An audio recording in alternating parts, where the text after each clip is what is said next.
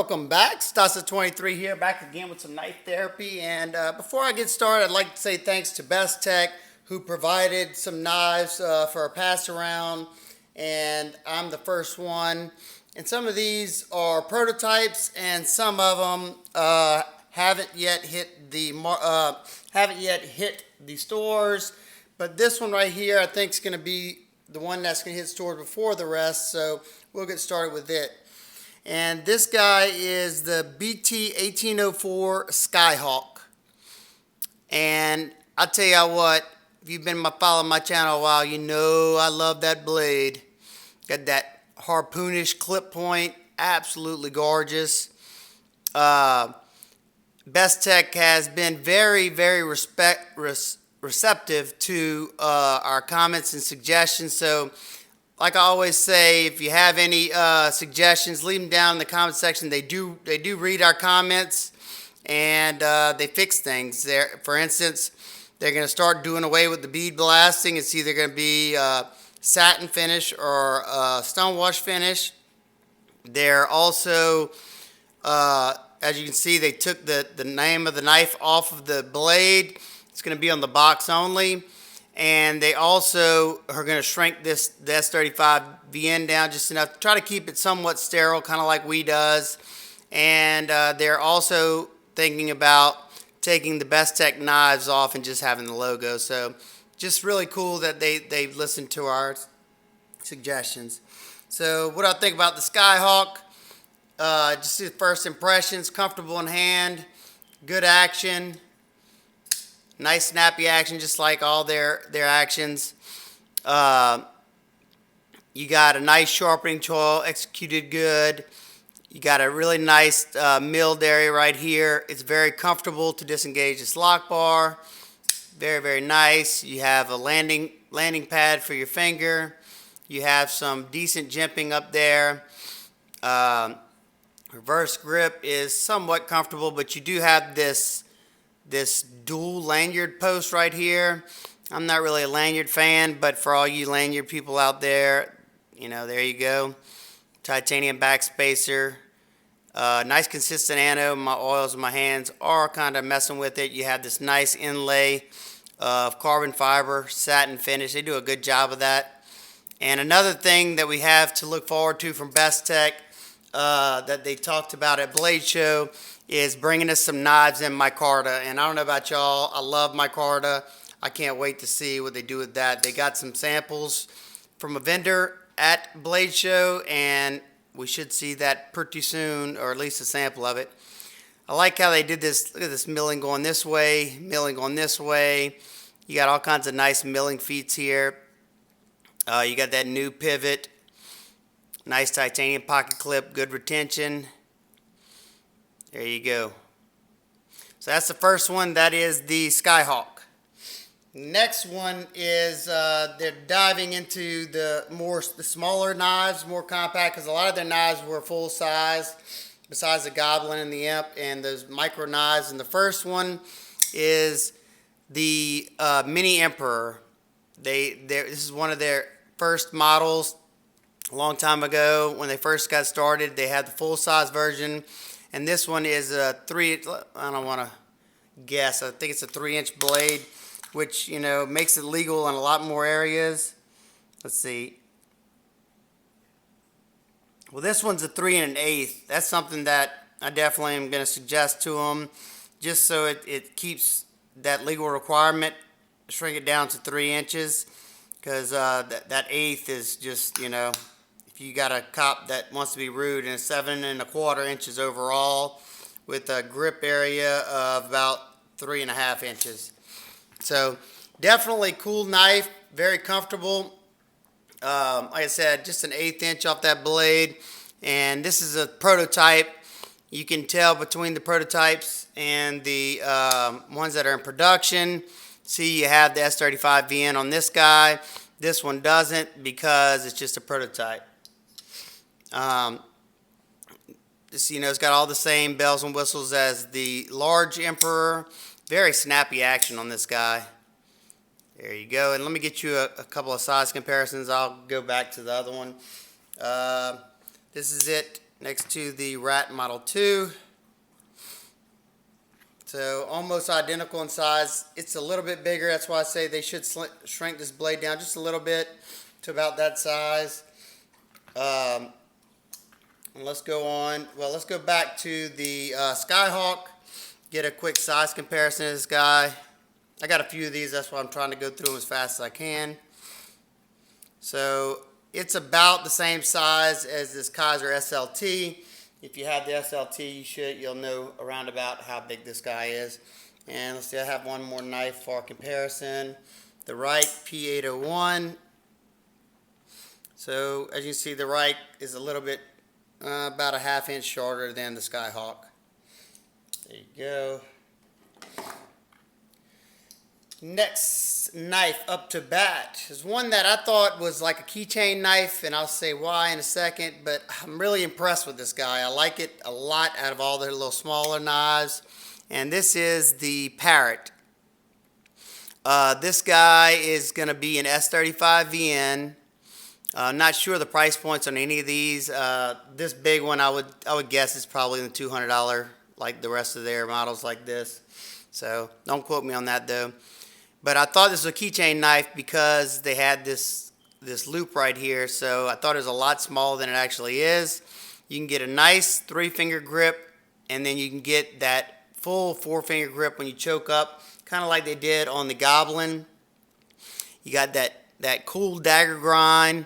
And I'm usually never a fan of dagger grinds, but this one's done nicely because it's not symmetrical with the same size grinds on both sides, so I like that. I like the look at that. And you can also use the thumb stud. Let's see, I don't know if I can flip it out. Well, I can slow roll it very easily, and I can spidey flick it too. I can spidey flick it sometimes. Yeah, there you go. And just well executed, nice snappy. This is also a prototype. You don't have any blade steel over here. You got easy access to that lock bar. You got your mill titanium pocket clip. You got good spring on there. They did a great job with the milling like always. This is just, I like this one a lot. I didn't think I would like it. Let's get a size comparison for this guy just so you can have an idea. Let's see. Let's go back to the Rat Model 2. So as you can see, the Rat 2 is a good bit bigger, but one that's a lot closer in size would be the Spyderco Dragonfly, and they're almost identical in size. The Dragonfly nope, they look like they're exactly the same size. You may have you have more grip area as far as the back, and I'm all over the place today. They're almost identical in grip area as well. So there you go. Here you give good size comparison. And this next proto, they want to know y'all feedback to see how many they're going to produce in the U.S. And I'm 50-50 on this, and I'll say why. That is the Goblin, and here's mine, my modified Goblin. You don't see a flipper tab on there, and you don't see a lock. This is the Goblin Slip-Joint. Now, for everybody who has restrictions for slip joints, this is definitely a cool option. But for me, I would have loved to see this in a frame lock. Y'all definitely leave y'all comments down below because, like I said, they do read the comments. And as a frame lock, because I like thumb hold open knives, and this one, it may look like, if you got some really strong fingers, but I wouldn't chance it. You really can't one hand open this guy. The back spring is a little too strong for that, which is, a good thing for a slip joint because you don't have a lock. You want something to keep that knife open, and the choil will help you. You have a really good grip there. You don't have any flipper tab that's getting in your way, but let's get an open profile. This is the all titanium version, and there's it up against the flipper. So only difference is you got the blade hole, and they had to put the logo down here because you can't, there's no spot where there's a hole there now. So there you go. Y'all let them know what y'all think about this. If they have, you know, it's going to be the same price as this guy, I'm sure. And if they have enough of y'all who, you know, love this as a slip joint, they're, you know, that'll tell them how many they want to produce. But like I said, I would love to see this in a frame lock. Give me y'all thoughts, ideas on that. That's just my opinion. You know, y'all might not think that's a good idea at all. So they like to hear that. And that's the last of the folders. So we got the Sky Hawk, which I love that profile. They also have a design. I didn't get one of the other ones yet. They have their first front flipper. It kind of resembles this knife, but as a front flipper. I should be getting one of those in as a sample for our pass around group. And here's a look at all of them. These will be going on to a couple other YouTubers, so y'all can get their opinions as well. I think Love Them Knives, he'll be checking out 2 of them. And my buddy Tyler, EDC Gear Reviews, he'll be checking them out, and then they'll be going to some of the other reviewers as well. So let me know which one of these is y'all favorite. Which one would you pick up? What are some things that you would like to see changed or different? Now the stuff that I talked about with the blade finishes and all the stuff that I've already talked to you about that they said that they're gonna have changed, you don't need to make comments about that stuff because believe me, they heard it enough. And another thing, one other new thing that they got, and I like it a lot, is their first fixed blade. They did a great job on the Kydex. They gave you a nice little thumb ramp. Very, very cool. Comes with one of those lockable tech locks where you can push it or whatever. And yeah, I think I just locked it.